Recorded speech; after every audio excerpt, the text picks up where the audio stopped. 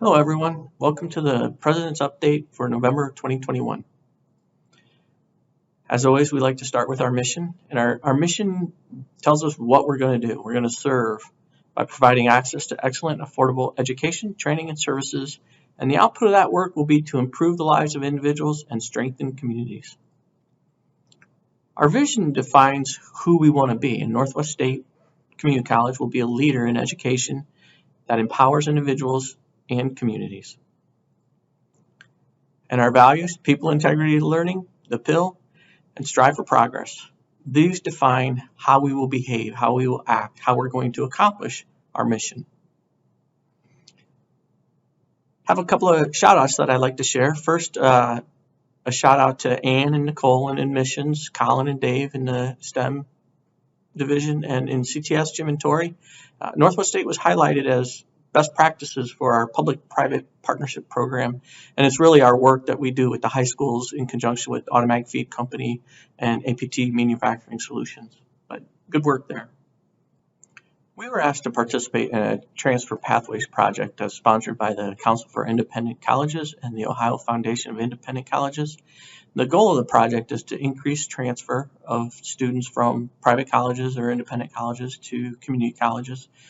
Community college students to be informed about their options, develop pathways, and a way for community college faculty to interact with four-year faculty and create those connections and see what opportunities come from those, and also simply to create a culture of cooperation. And I really appreciate Lisa, Carissa, Melanie, and Shannon for volunteering to be part of that project.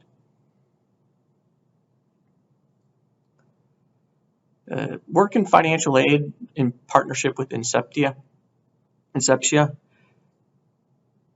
Since 2010, we've been able to reduce our 3-year default rate from 26 all the way down to 8.2. And there's only one or two other community colleges in the state that have a better 3-year default rate. So a lot of hard work goes into that, but our students are able to pay their loans off and not default, and that's good for them. It's good for everybody. So good work. I'd like to say thank you to Connie Klingshern. So this kind of got hidden by our Higher Learning Commission visit, but we also went through a review process with the Department of Defense, and they've concluded that our institution has completed the review process and there's no further actions required, and that we've implemented the principles of excellence for our veteran students. So good work there, Connie. I know you have a passion for veterans. So another shout out, the Campus Culture Initiative. It's a Title IX initiative from the state, and we received 5 out of 5 recommendations. Proud of that work. It's a lot of work, but it helps keep Northwest State Campus a safe place. Another shout out, we were in a national publication, Community College Research Center, for a enrollment kind of strategy that was implemented by STEM and carried on by many across campus, reaching down into the 5th grade and junior high school to start reaching out to those learners and get with them. So thank you very much. Good work there. Talk just a little bit about our current budget. So as of November 15th, we were 38% into our fiscal year. If you see here, the revenue is $9.9 million, which is about 38% of our expected revenue, and there's $16.1 million yet to be received in our revenues. And our expenses are tracking as well. $7.6 million have been spent. That's 29% of our overall budget. We encumbered our salaries and benefits, and that's at about $9.1 million, which means we have an expected expenses of $9.4 million with a total budget of $26.1 million.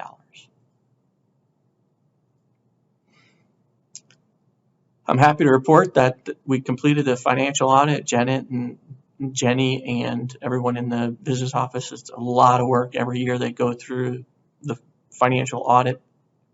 We submitted it on time. Happy to report there were no deficiencies found. And I'll also talk a little bit about our reserves and our CFI. Every year when we complete the financial audit, it kind of triggers an update to two items, and I'll give you an update here. So overall, we very healthy in our reserves. We have $9.2 million in reserves. You can see the last 4 years we've been hovering between $8.5 to $9 million, which is up from $6.3 million 5 years ago.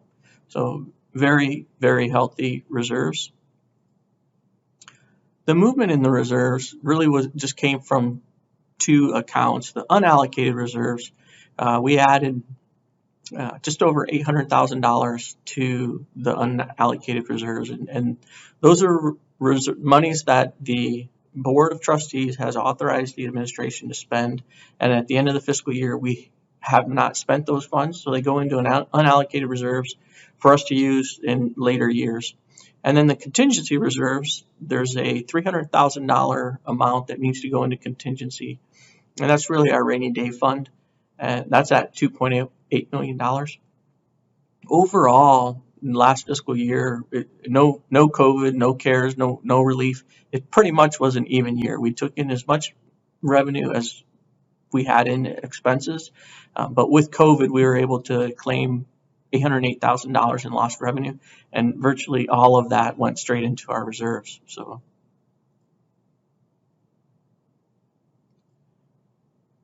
and here's a snapshot of all the reserve accounts.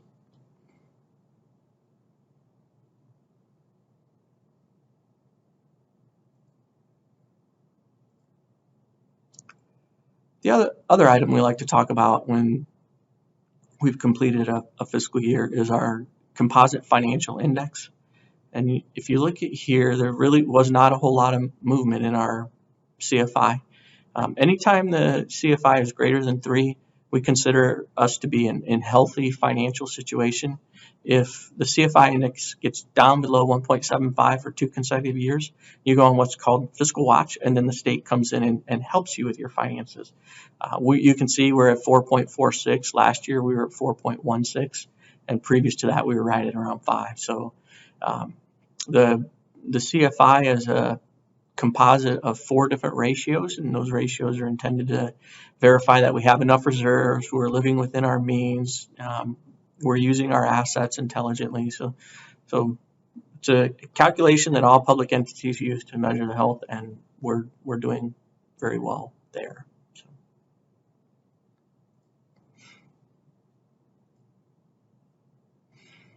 Just a quick update on our public health. It's our intention to, we're just about ready to go away on the holiday, on the kind of the holiday season. Thanksgiving's coming up, then we have Christmas and New Year's. Our intention is to kind of maintain our current protocols until we return in the spring term. Once we're in the spring term, if you recall, last June I sent a survey out just kind of asking how people feel about the protocols and what we should do moving forward. And I'll do the same thing in the spring term. My hope is that we can relax the masks, but right now we're going to keep them in place at least until the start of the spring term. I also want to remind people, if you don't feel well, don't come to campus. We've had a number of instances recently where employees weren't feeling well and we had to send them home. And so we just assume you not come into campus if you're not feeling well. You contact your supervisor. If you're a student, contact your faculty. We'll make some arrangements.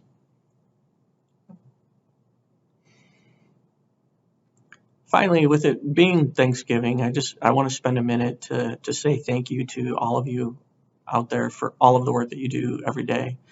Every day I wake up and I come to work and I'm amazed and impressed and very appreciative of all of the work that you do and all the appreciation that you show for our learners and for each other. So take some time this Thanksgiving, recharge, spend time with family, but make sure you take time to give gratitude to whomever, including yourself. So that concludes my update for November.